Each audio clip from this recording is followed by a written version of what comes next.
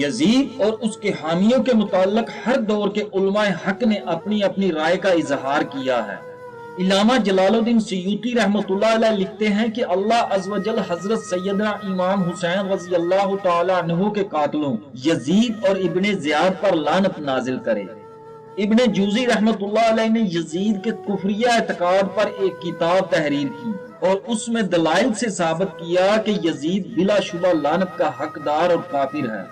علامہ ملا علی قاری لکھتے ہیں کہ یزید کے کفر کے متعلق یہی کہنا کافی ہے کہ وہ شراب کو حلال سمجھتا تھا، اور اسی وجہ سے حضرت امام احمد بن حنبل رحمۃ اللہ علیہ نے اس پر کفر کا فتویٰ لگایا ہے، جو کہ اس کے افعال کی وجہ سے اس پر صادق ہے۔ حضرت شیخ عبدالحق محدث دہلوی رحمۃ اللہ علیہ لکھتے ہیں کہ یزید جہنمی اور ملعون ہے، کیونکہ اس پر حضور نبی کریم صلی اللہ علیہ وآلہ وسلم کا یہ فرمان بھی صادق آتا ہے کہ حضور نبی کریم صلی اللہ علیہ وآلہ وسلم نے حضرت ابو ذر غفاری رضی اللہ تعالی عنہ سے فرمایا کہ تم اس وقت کیا کرو گے جب مدینہ منورہ کو خون سے رنگا جائے گا، اور یزیدی فوج نے مدینہ منورہ کو خون سے رنگین کر کے اس کی بے حرمتی کی، پس یزید جہنمی و ملعون ہوا۔ مجدد عالم حضرت مجدد الفسانی رحمۃ اللہ علیہ کا قول ہے کہ یزید بدبخت تھا اور اس کی بدبختی میں کسی قسم کا کوئی شبہ نہیں ہے۔ امام اہل سنت حضرت امام احمد رضا خان بریلوی رحمۃ اللہ علیہ فرماتے ہیں کہ یزید فاسق و فاجر تھا۔ محترم اور معزز ناظرین گرامی، یہ تھی یزید کے متعلق اکابرین اہل اسلام کی رائے۔ اب یزید مردود کے تعارف پر نظر ڈالتے ہیں۔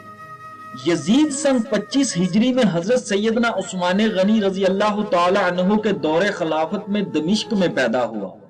اس کی ماں کا نام محسون تھا، جو قبیلہ بنو کلب کے سردار عبدل بن انیف کی بیٹی تھی۔ یزید نے اپنے ننیال میں پرورش پائی اور وہ اول درجے کا شرابی تھا۔ اس کا قبیلہ حجاز کی سرحد پر ایک صحرا میں آباد تھا، جو ناچ گانے کا بہت دل دادا تھا۔ روایات میں آتا ہے کہ یزید شام کو شراب پیتا اور اسی حالت میں صبح ہو جاتی، پھر صبح کو شراب پیتا اور اسی حالت میں شام ہو جاتی۔ شکار کا شوقین تھا اور اسی وجہ سے اس کے پاس کافی تعداد میں شکاری کتے ہوتے تھے۔ یزید نماز نہیں پڑھتا تھا اور نہایت جابر و ظالم تھا۔ اس دور میں اس سے بڑا ظالم اور کوئی نہیں تھا۔ یزید نے حضرت سیدنا امام حسین رضی اللہ تعالی عنہ جیسی شخصیت کو شہید کروایا۔ یزید اتنا بڑا گستاخ تھا کہ اپنے استادوں سے بھی لڑ پڑتا تھا اور انہیں مرنے مارنے پر آ جاتا تھا۔ حضرت امیر معاویہ رضی اللہ تعالی عنہ نے اپنی زندگی میں ہی یزید کو ولی عہد بنا کر بیعت لے لی تھی۔ جن 5 لوگوں نے یزید کی بیعت نہیں کی تھی، ان میں حضرت سیدنا امام حسین رضی اللہ تعالی عنہ بھی شامل تھے۔ یزید حقیقتاً حضور نبی کریم صلی اللہ علیہ وآلہ وسلم کے دین کا منکر تھا، اور یہی وجہ تھی کہ حضرت سیدنا امام حسین رضی اللہ تعالی عنہ نے اس کی بیعت نہیں کی۔ حضرت امیر معاویہ رضی اللہ تعالی عنہ نے سن 60 ہجری میں وصال فرمایا۔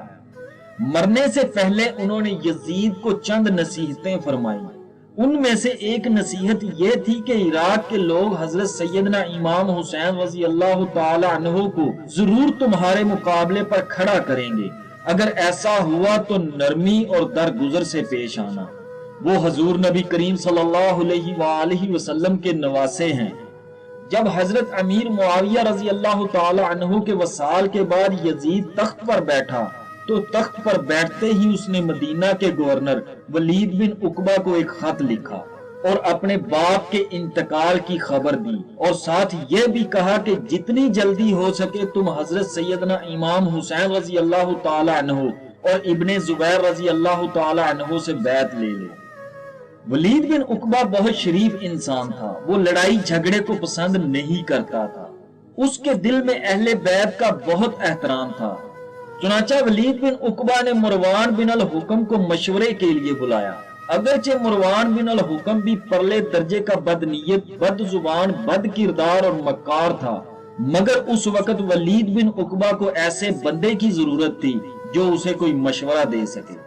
चुनाचा मरवान ने कहा कि हजरत सैयदना इमाम हुसैन रजी अल्लाह ताला अन्हो और इब्ने जुबैर रजी अल्लाह ताला अन्हो को यहाँ बुलाकर बैत का मुतालबा करो, अगर वो ना माने तो मुआज अल्लाह उनकी गर्दनें उड़ा दो। इस पर वलीद ने कहा कि ऐसा कदम उठाना क्या जरूरी है? इस पर मरवान ने कहा बहुत ही जरूरी है, अगर तुमने ऐसा काम ना किया तो फिर ये तुम्हारी गर्दनें उड़ा देंगे। साहिब तफसीरुल मुआनी लिखते हैं कि यजीद ने हजरत सैयदना इमाम हुसैन रजी अल्लाह ताला अन्हु की शहादत पर कहा कि काश मेरे बदर वाले लोग जिंदा होते और देखते कि मैंने बनी हाशिम के सरदारों में से सबसे बड़े सरदार इमाम हुसैन रजी अल्लाह ताला अन्हु को कत्ल करके बदर का बदला ले लिया है। और इस वक्त वो खुशी से पुकारते कि ऐ यजीद तेरे हाथ कभी न थकें। रवायात में आता है कि यजीद बला का शराब नोश और नाच गाने का दिलदादा था। यजीद की बद किरदारी देखकर अहले मदीना ने एक वफद उसको समझाने के लिए भेजा और उस वफद ने नाकाम वापस आकर यजीद की बद किरदारी और बुराइयां बयान करते हुए कहा कि वो बेदीन है, कुत्तों से खेलता है, नाच गाने का दिलदादा और शराबी है, हम उसकी बैत तोड़ते हैं।